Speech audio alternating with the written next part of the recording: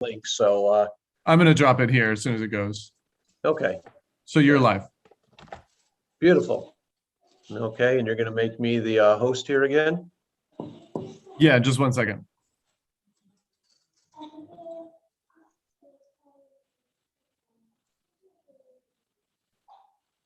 Yeah, but you're live. You can go ahead. Okay, good. Let's see here. Let me start the recording, or David, you going to do that? You don't, I mean, you can if you want. You don't need to. The live stream will capture it, but you're welcome Okay. to as host. Beautiful. Let's just use the live stream then. Okay, great. Well, let's get rid of this here off the screen. Beautiful. Thanks everybody for joining here on Thursday morning in North America, the evening in India, as well as Europe. And if you're up late at night in other parts of Asia, the Far East. So welcome here to today's Supply Chain Special Interest Group General Meeting. Today, we're going to have Alessandro Shelley from Trusty present, and I'll talk a little bit more about him. This is a joint session together with the Trade Finance SIG. And so at the end, Andrea Rossonini is going to spend a little bit of time chatting through, tell you a little bit more about that special interest group. So you have some awareness there. They have a lot of sessions that you might be interested in. So with that, let's get started here.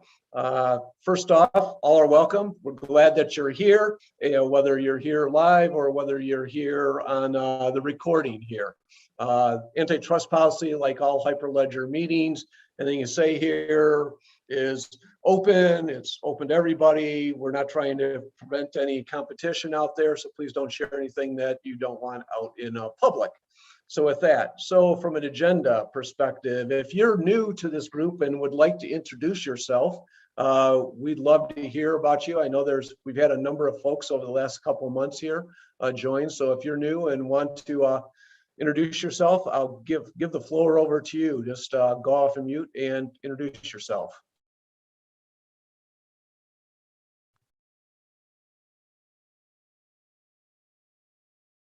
Okay. Hearing Hi, Tom. nobody. This is Anju from Dubai. All right, Anju. So we got the Middle East here. Okay, Dubai. Anju, go ahead. It's great to be here, and thanks, Andrew, for introducing me and requesting me to come over, and rather inviting me to come over. I'm looking forward to this session today. Beautiful. Anju, what's your interests here, just so others can hear a little bit? Yeah, sure. So I run a company in the Middle East. I'm from Australia, but fortunately, it's good time here now. It's 9 o'clock in the night, so I'm watching it live. I run an education company in the Middle East. It's called Ultimate Access. It's a but I also I'm doing my doctorate in blockchain from an Australian university. So I'm very interested in the blockchain space and what applications are there and the kind of growth that's here as well. Great. Thank you, Anju. Anybody else want to share, introduce themselves? Welcome, by the way, Andrew. Glad to see you here. It's an honor for me to have you with us today.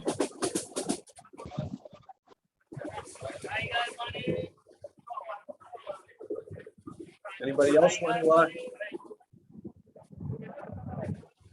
going once, going twice? Okay, we'll move on. Okay, announcements. Let's see.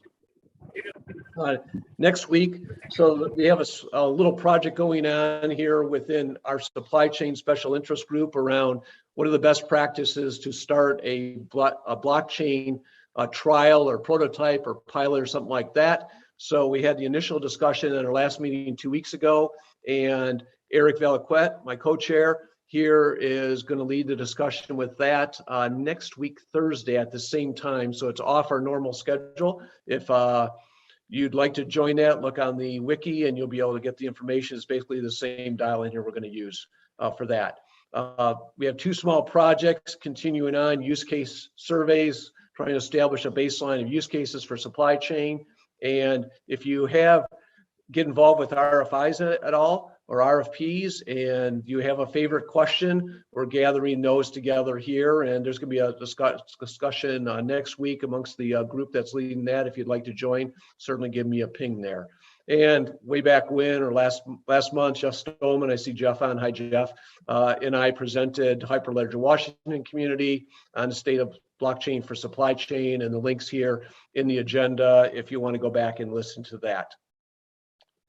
So today, we're going to flip a little bit. Like I said, we're going to have Andreas talk at the end a little bit about the trade finance SIG that he has headed up.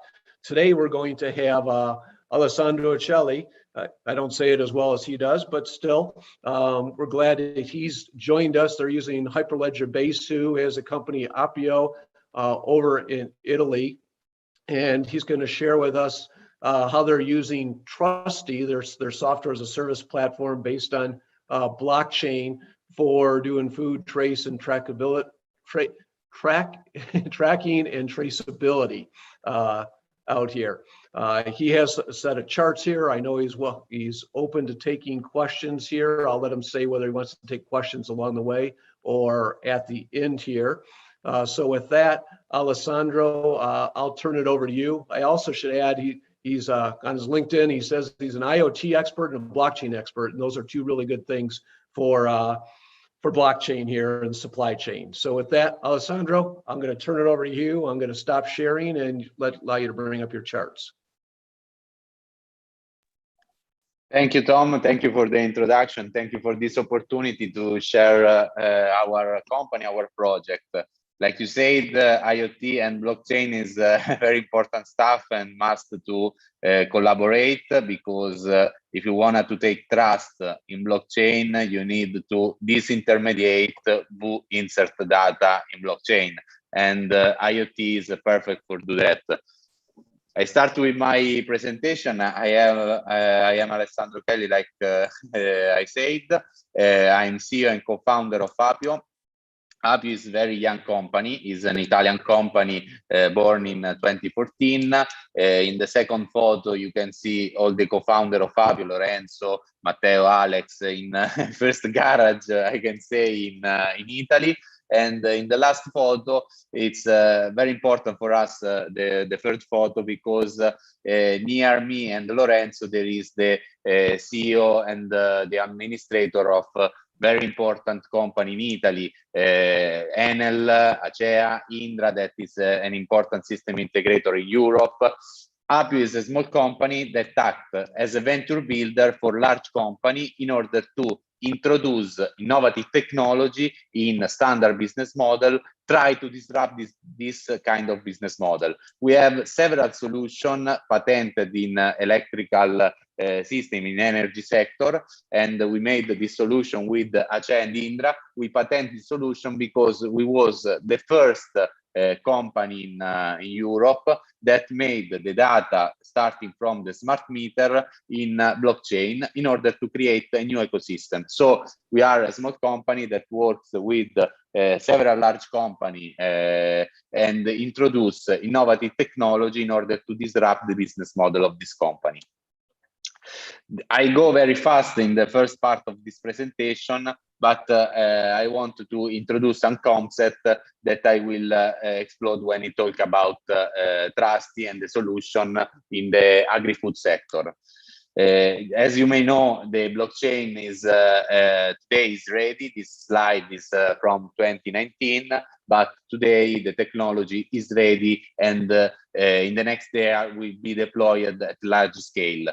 Because we are in today also permission blockchain, like for example, we use Hyperledger Besu, is several cloud platforms starting to offer as a platform as a service. So you don't need to set up your nodes, to set up everything about the hardware part, but you can start a subscription and start your blockchain in a consortium way. But also permissionless blockchain, like for example, the layer 2 solution of Ethereum, is starting to scale at very important numbers, and with a low transaction fee. So we are ready to take this kind of technology from an experimentation, a pilot stage, to production stage. I need to share this slide because I want to say why we use blockchain technology. Well, probably you know that blockchain in 2019 and 2018 was the solution for everything. So everybody took a solution in blockchain because they think that would solve every problem in the world.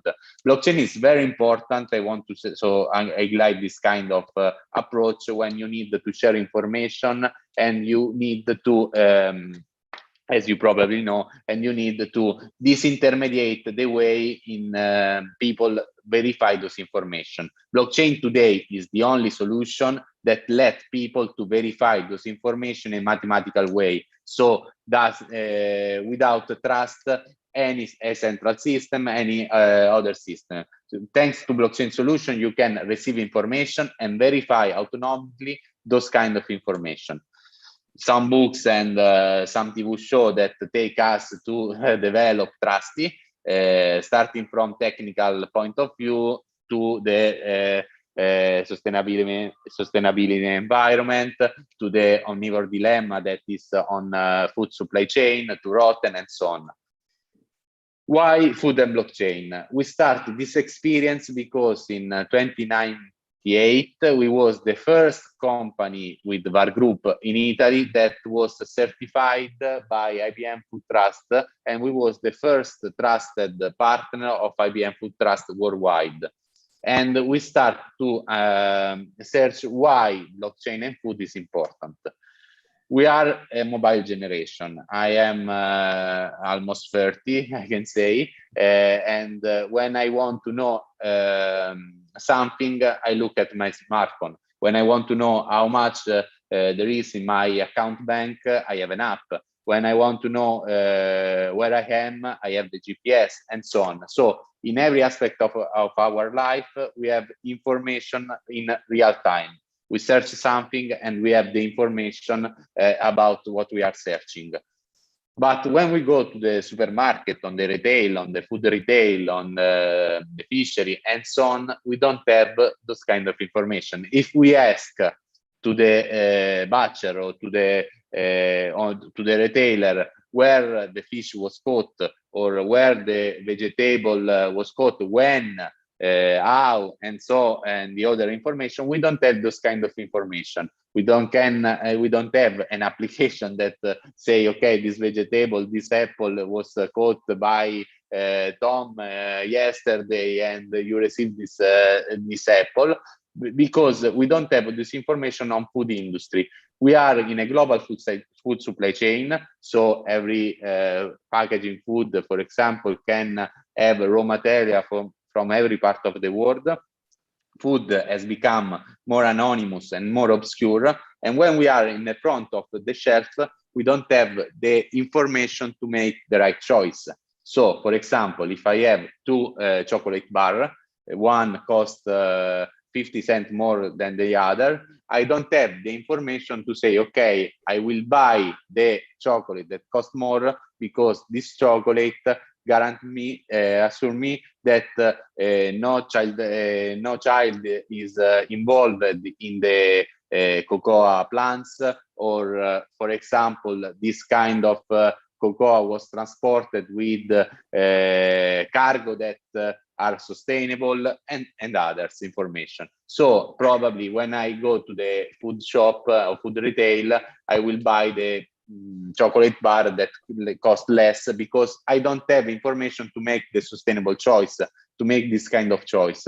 So it's very important. This is a very important aspect, and it's linked to an information problem. So if I can have those kind of information, I can make the right choice.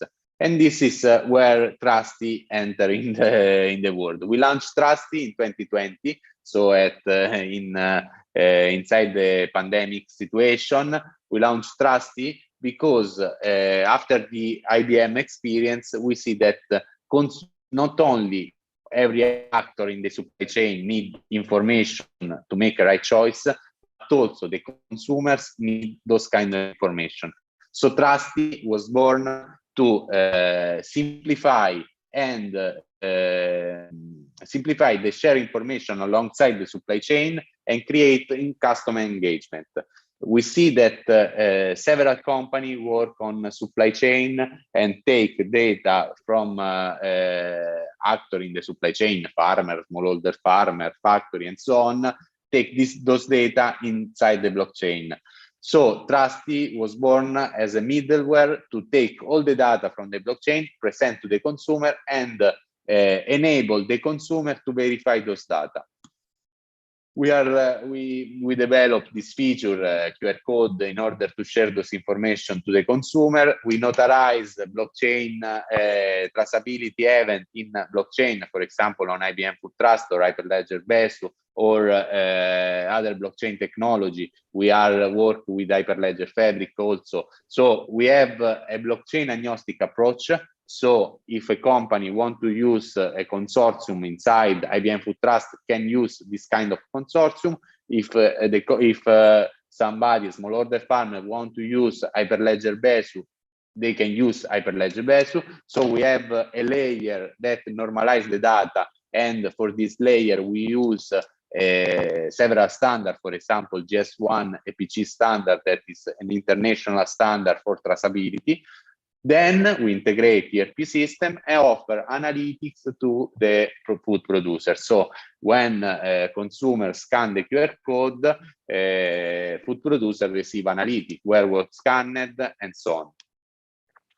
I will complete my presentation with several use cases, because it is very important to understand who use this kind of technology, because blockchain technology seems technology very hard to implement, very hard to create something that is scalable. With Trusty, we want to simplify this kind of implementation, and we demonstrate this kind of simplification implementing for small food producer, for smallholder farmer. The first case is a small food producer. It's called Colli del Garda. Colli del Garda is a little prosciuttificio in Italy that make an important product, an high quality product, and Stefano Azzini, that is the guy in the photos, want to demonstrate the quality of the Italian prosciutto. So want to demonstrate why this kind of product is an high quality product.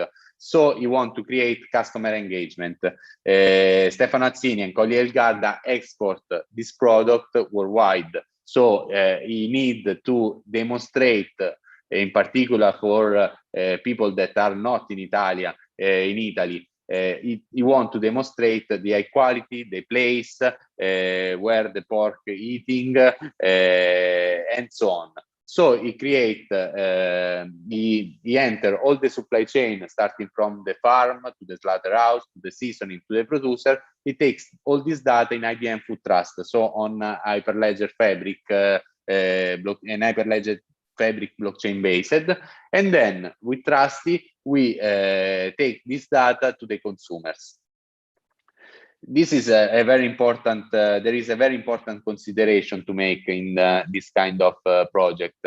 We don't create more work for Stefano Azzini. So we don't give to Stefano Azzini more work to do in order to, yes, produce prosciutto, that is the core objective of business, and then to take the data to the blockchain. We integrate all the supply chain in autonomous way. So the prosciuttificio, the slaughterhouse, the farm, and so on doesn't create more document, more interaction with the PC, and so on. But what we do in a normal way will stake to the blockchain. So, for example, the invoice from the farm to the slaughterhouse is used in order to create the supply chain event that will go to the blockchain. In Italy, we have the electronic invoice, so this kind of process is completely automatic. So it's a very interesting, this kind of approach is very interesting, but I think that the most interesting part for Stefano Azzini was the international visibility. If you go to IBM.com, case study, Colli del Garda, you will find a little prosciuttificio in Italy. So this kind of visibility is enormous. The blockchain project and also the Trusty application, it's not only a supply chain application. You have also marketing. There is also marketing opportunity. You create those kind of projects, you communicate this kind of project, and you have also a marketing opportunity starting from this project. The second one is a premium. Alessandro? Can I ask you a Yes, question? Tom. You mentioned earlier about using international standards for traceability, and then you had the GS1 standards in there on one of the charts. Is that what you mean by international standard for traceability, or were you talking about something else? No, when we talk about the international standard of traceability, we talk about the GS1 EPCS standard. So that is the standard used by Walmart, for example, and it's a very important standard in the point of view of the retailer. Okay, great. Like, for example, barcode and so on. Thank you. And I guess one other question, if you could go back, the Food Trust and Trusty, how do Food Trust and Trusty kind of work together? Yes. It's a very important question. Food Trust is IBM Food Trust is a traceability and track and trace platform. So they don't create the communication page to the consumers. So when you create an account on Trusty, you need to insert, for example, the photo of product, the photo for every supply chain, every traceability phase. So when you onboard on Trusty, you also insert video, photo, communication stuff, communication description, and so on. When you onboard on IBM Food Trust, you only insert the GTIN, for example, of the product, and then you use the API to track, to insert the traceability event. What we have made, it's a platform that you onboard with photo of product, photo of traceability phase, and so on, video, and so on. And then all the information that you insert in Trusty communicate with IBM Food Trust. So if you insert a product with GTIN on IBM Food Trust and you insert the same product on Trusty, you will have the QR code in order to share with the consumers not only the track and trace information that it's a spaghetti graph if you consider at the end, but you will receive, scanning the QR code, all the information about the product, for example, description of the company, video from the company, and so on. Okay, and I guess in the spirit of all our welcome or openness here, it sounds like you build integrations between Trusty and Food Trust. Are you open to other track and trace platforms, some of which we've had present here on these sessions? Yes, absolutely. We, like I said, we use a blockchain agnostic approach because we think that for accomplish the Trusty vision, that is take those information certified to the consumers, we don't only have IBM Food Trust as a track and trace platform, but we need to take and scrap data from several blockchain platforms and take to the consumers. Will be great to probably will be great to share information to a product that some events are on IBM Food Trust, some events are on other blockchain platform, and so on. So the one of the most interesting part would be this. Beautiful, great. Any other questions out there at this point for Alessandro? Okay, Alessandro, continue. Thank you. Okay, thank you so much. I go forward. Yes, this one. This is a similar case to Colli del Garda. This one is Mancini Pastificio Agricolo, that is a premium quality food producers in Italy.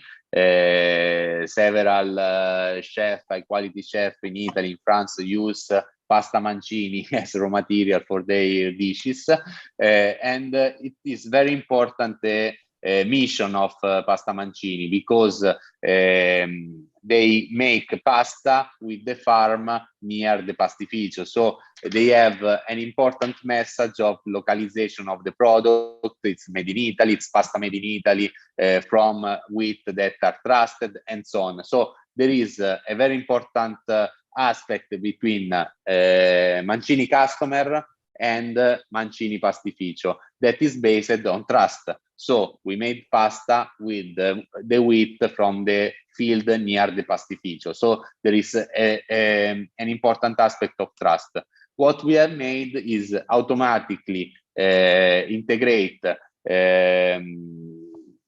farming sensors, Industry 4.0 machine for inside the pastificio, GPS localization from the wheat field to the pastificio, in order to not only declare that the pasta, not only tell that the pasta, that the wheat for the pasta is made from the wheat near the pastificio, but to demonstrate that the wheat are the same of near the pastificio. And we made this one, like you, Tom, said before, through the integration of IoT sensors, Industry 4.0 machine, to the blockchain platform. This is a very important aspect. Today, it's probably at the state of the art. It's something that it's not real considered as a plus, but it's very important to take inside the blockchain data that are trusted. So if you have something like a sensor, a certified sensor, or something else that take the data without intermediate through a server or other aspect, you can be sure that the data inside blockchain are trusted.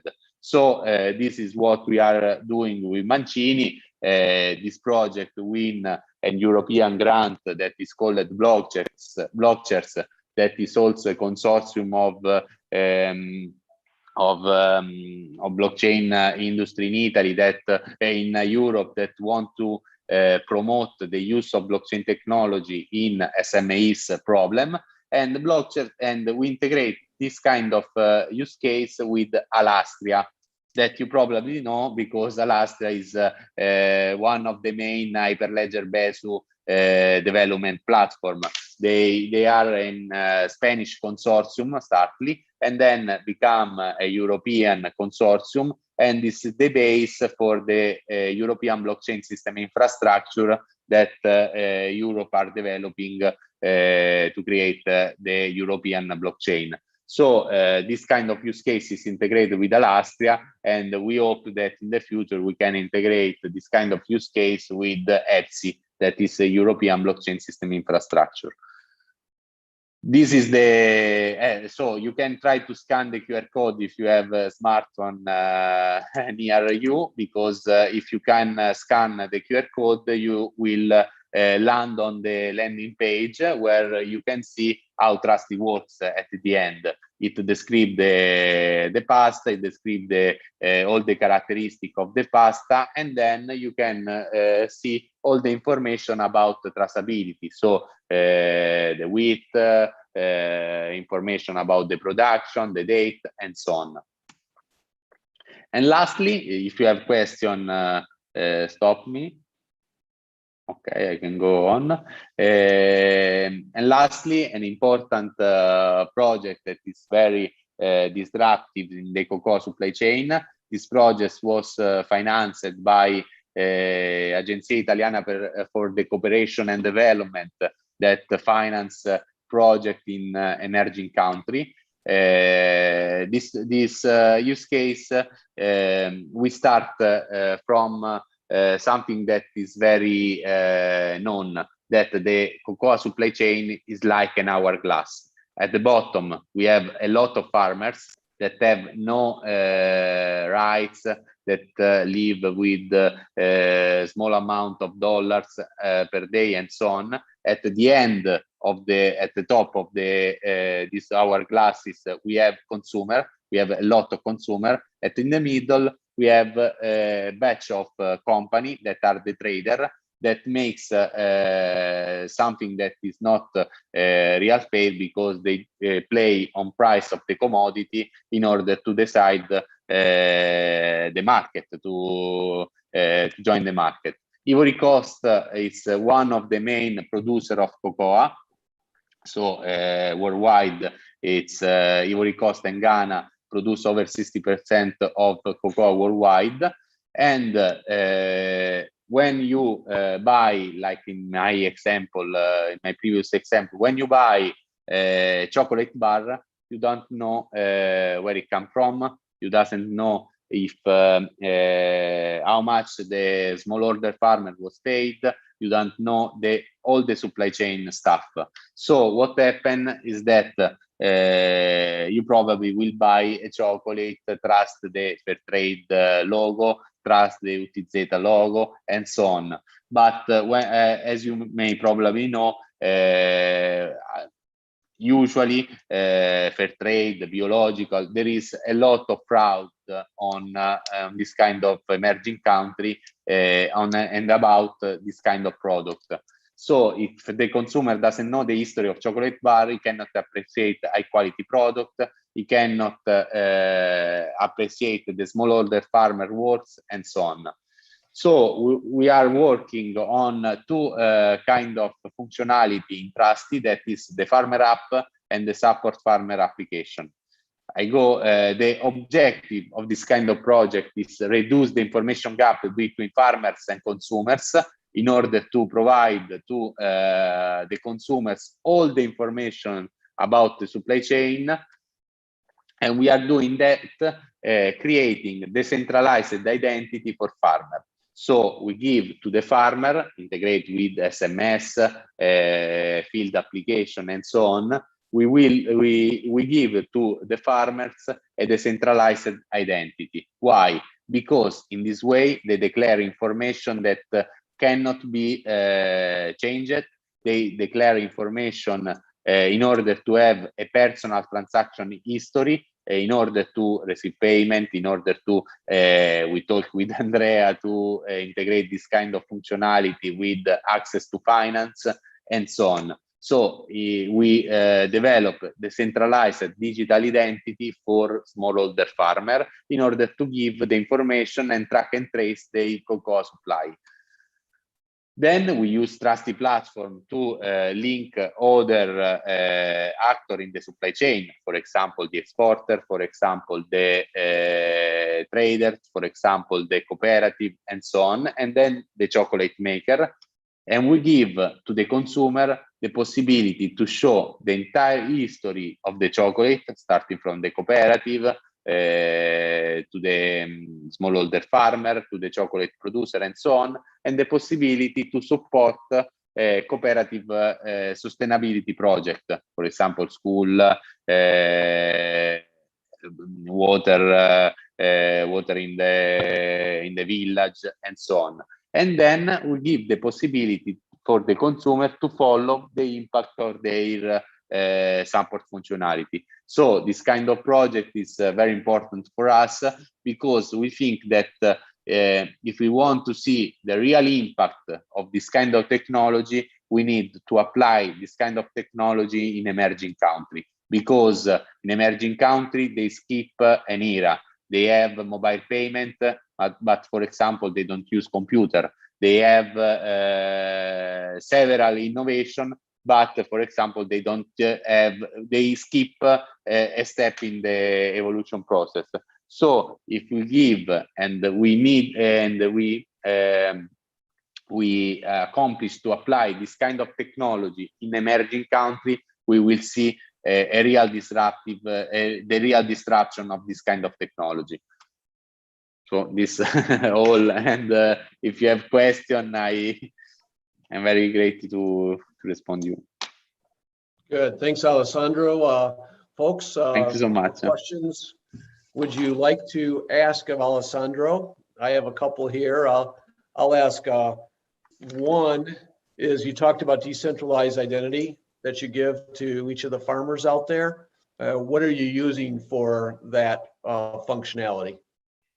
Yes, we use what we understand from the blockchains program. So what we create on Hyperledger Besu. So there is the decentralized identity on Ethereum based on a proxy and so on. So there is several smart contracts that implements the decentralized identity framework. So we use something that we are creating. Okay, so you're creating your own. That's a custom. Yeah, starting from Uport implementation, if I can say. It's not something real custom. It's starting from Uport implementation, and then there is we take the Uport implementation in permissioned environment. Yeah. Okay. Good. It's the same used by FC. Okay, it's the same as FT, meaning Food Trust. Yes. Right. Yes. Not Financial Times. Good. Okay. Anybody else have questions out there?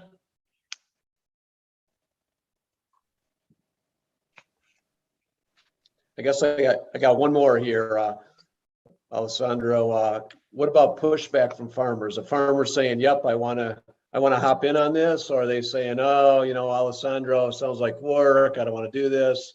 I don't want to share information, et cetera, et cetera."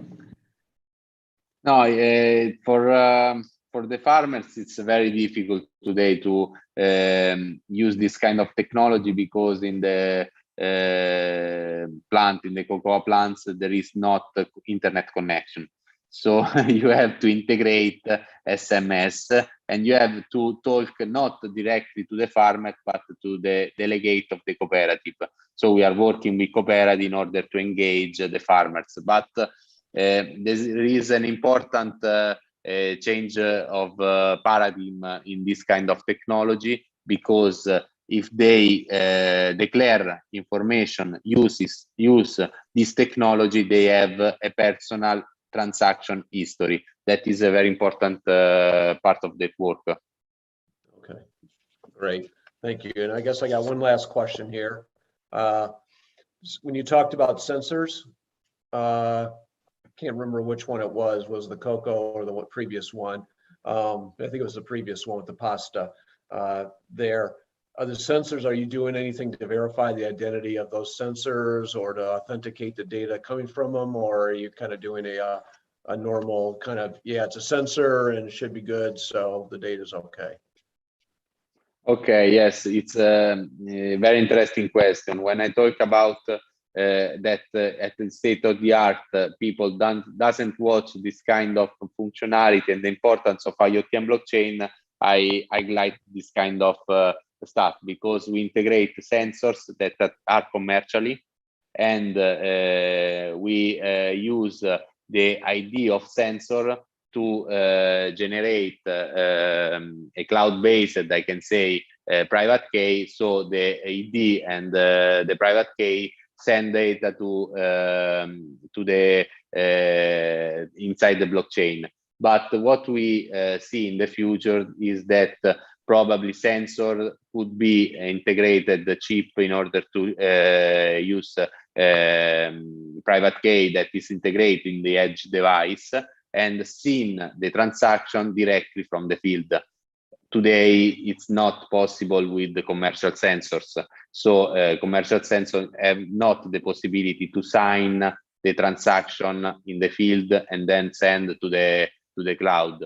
In the energy experience, in our energy experience, what we patented is the possibility to sign the data on the field and then send to the blockchain. So you have the certainty that the data is okay and doesn't want change it after you send it. Good. So the bottom line is, we have sensors, we're believing the data, we realize that there's a little bit of a gap there. but we're not going for perfection. We're going for, let's make Yes, it work, and then we'll add on this level of perfection with signed, so that we can know that there's no fraudulent sensors out there or spoofing sensors or anything like that. So. yes, it's an hardware manufacturing issue that need to examine this kind of problem. Okay, good. Any other questions before? Oh, Anju, you have a question there. I see your hand raised. Yeah, Go for thank you. Thanks, Tom. Cassandra, great presentation. Thank you. Is this application available for others as well in different countries? Or is it still in the experimental mode? You can register on Trusty.tv and try the solution. If the platform asks you for company tax number or something else, don't worry, insert a fake number and you can join the platform, test the platform, use it in a free way. If you need some integration, you can type on the chat on the platform and ask, and someone reach you soon. Right, so it is available across the world. That's what you're saying, Yes, yes. right? Yes, it's available. You can use it. What is the charges for the participant? In this moment, we have a free version, so you can test the platform and use it for your packaged product in a free way. But in the free way, you need to insert the data manually. If you want to scale the solution and use the API, we have a subscription, a monthly fee subscription that enable you to use the API, the interface, in order to automate the data entry part. So you can start for free and then move to the monthly subscription that is to 250 per month, something similar, and you start to automate the flow. Okay, thank you. Thank you, Andrew. Okay. Sherwood. Yes, I've got a question. Yeah, so that was the description of one business model, but within the kind of space that you're playing with kind of supply chain and tracking, what are some of the other business models that you're either testing or kind of looking to in the future? What do you find interesting as far as business models and revenue models for Appio? If I understand right the question, you ask about revenue business model for this kind of solution. Sorry, I don't understand very well the question. Yeah, I mean, so what are some of the different business models, for the application, like either now or in the future? What are some of the different revenue models that you foresee?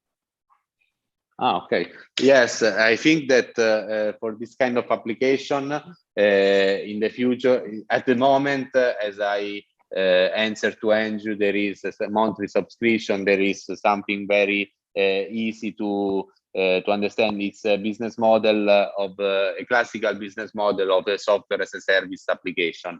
But in the future, we see that this kind of solution and this kind of platform can use it, and we talked to Andrea about this this point, can be used to access the finance. For example, there is a lot of projects that provide to smallholder farmers finance. That is something that they cannot access in classical circuit, bank account, and provide finance to smallholder farmers, and then provide something that is linked to interest rate and so on. We are working on this kind of project, and we are working on this kind of experience starting from our experience in cocoa supply chain. In cocoa supply chain, we see that we give a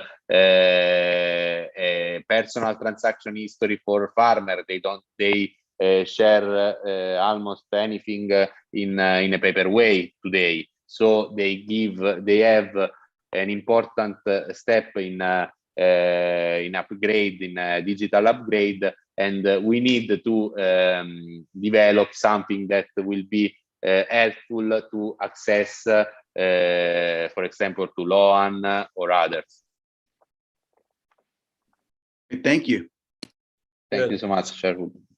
Let's go next to Jason, and then Anju, and then we had one other person. So go ahead, Jason.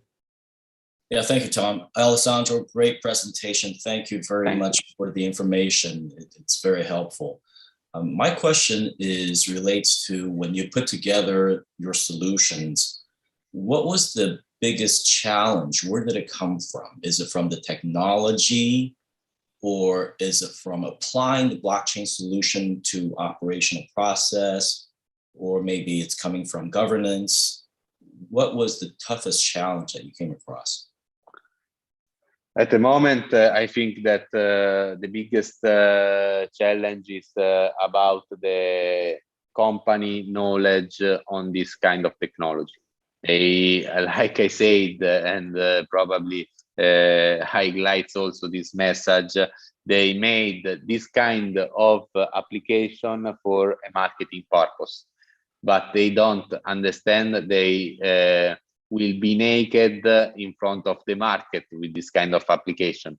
Because if you start to insert information in blockchain and you start to use this kind of blockchain of solution, you start the process of transparent communication. You start the process where everybody, probably technical people, can see on your site and start to analyze every lot of production and see if there is something that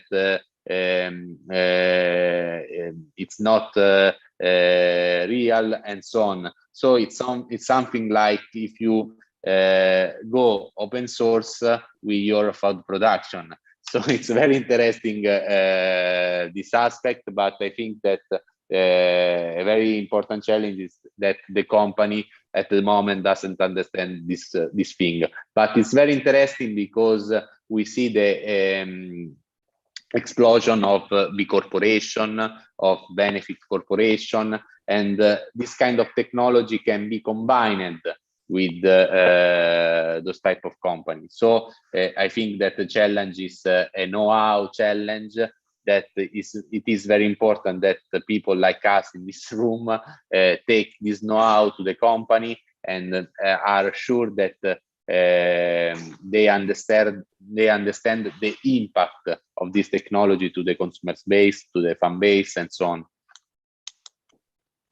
Thank you for your answer, Alessandro. Appreciate it. Thank you. Thank you.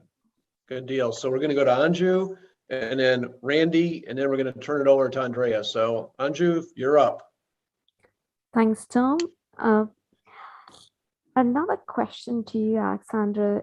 Are you thinking about tokenization at some point? And I think this is leading from one of the questions that were asked before as well in the chat, talking about payments to farmers, and especially in the developing world, you see huge currency fluctuations and transfer of money becomes extremely difficult. So are you thinking in that line of this is maybe second or third stage of tokenization? We are very interested to think about this kind of tokenization. We are thinking about tokenization, but there is a lot of agreement, a lot of problem in this kind of emerging country to bypass, for example, the mobile payment, to bypass this kind of payment because the country there is a lot of civil war and a lot of control about the government and so on. So we are open to think also together if someone is interested about this kind of possibility and try to experiment with our cooperative, the cooperative that provide cocoa that we are working on to try something, for example, to give a token and try to create a token economy and something similar. We are open to work on this. It's very difficult, I say, but it will be great. Good deal. Thanks, Alessandro. We have one question here from Randy Gibbons. How does Appio help to increase the fair compensation to the farmers? In other words, how will this tool increase payments to the farmer? We create what we are doing to create is a marketplace to sell 100% tracked and sustainable cocoa, and put a markup on this cocoa. With the markup, we want to give the markup to the farmers and improve the quality of life. Also, we create with cooperative and NGO in the world. We want to create a sustainability project that will be shared with the consumers that can donate to the farmers or to the cooperative or to the project in order to support this kind of project. So there is two kind: a markup on the cocoa that is 100% tracked for the company, and the other aspect is the support project that will be accessed by the QR code on the chocolate bar. Okay, so it's better pricing, as well as there's kind of this donation kind of thing where they could do like a GoFundMe or something like that they could provide support. Yes, exactly. Okay, good. Okay, let's turn it over here to Andrea. I'd like to have him share a little bit about the trade finance. As I said at the beginning here, we're doing this as a joint session with the trade finance SIG. So Andrea, I'll turn it over to you, and then I'll come back and we'll wrap it up. Well, that was a great presentation that comes after just 2 days after the one that we had, on Tuesday with LiquidX. Alessandro, congratulations for your achievements. This is a great one. Just a few points from my side. This comes at the right moment. You say in connection with the project that we at the Hyperledger Trade Financing have been carrying out, which is called Breaking the Silos. And this meeting is fostered under that spirit, I guess.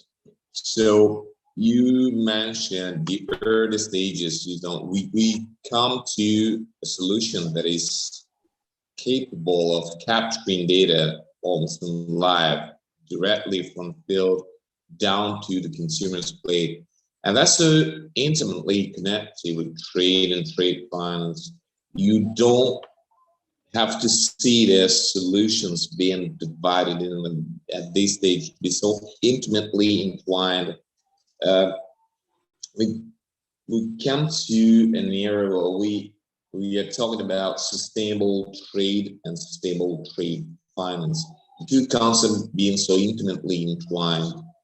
So you think about payment as a final stage, as a final patch, the whole solution.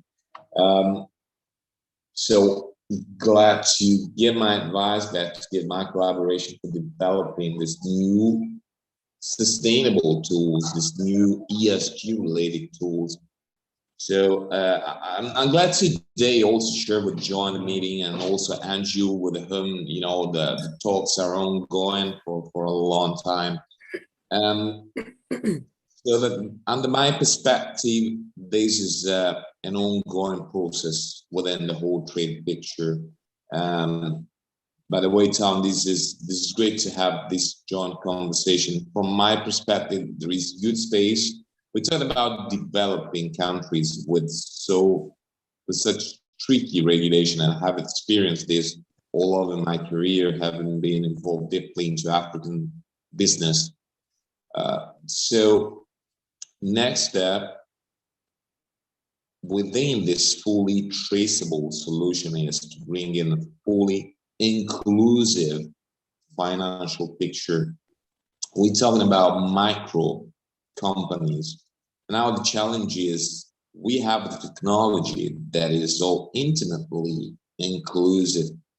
We have to go for the first step, developing business models related to payment, related to international transaction that are really, really inclusive, and none, especially micro company, shall be left apart. This and the pathway being marked by international financial institutions, I'm thinking of the largest ones, be so deeply involved into this, and we are, by the way, in chats with them to bring sustainable trade funds to micro, small, and medium enterprises all over the world. That accounts, it's important to mark this up to 95% of the whole global number of companies worldwide. So this is called being so an evolution actually that will lead to a sort of revolution. I know it's tricky, I know it's pretty difficult to go for tokenization, but my feeling is we should definitely have that way. It's a pleasure to conclude. I mean, this very good meeting with my very few lines, very few insights. And again, thanks, Alessandro. Keep the ball rolling. Let's keep talks between us going on. Also, Sherwood, also with Tom, with the week that could not be here today, but glad to go on with this. Beautiful. Thanks, Andrea. And I think, you know, a couple of the questions we're getting to the money and the finance portion. So I think that's indicative of there's interest in the topic out there from more than just the trade finance group, but also supply chain group and the broader community out there. So with that, I don't think you them any longer, Tom, to tell you the truth. You know, it's been so intimately entwined. I mean, the stakes, you see. Yeah, we cross that way in more constant way, I guess, in the future. Right. And for those of you who Andrea mentioned Sherwood Moore, Sherwood heads up the climate action special interest group, which also has a lot of overlap with what we're talking about in supply chain. So all of this breaking the silos and working together makes absolute sense, and we're totally on board with that. Alessandro, I thank you for presenting here. I liked a lot of what you talked about.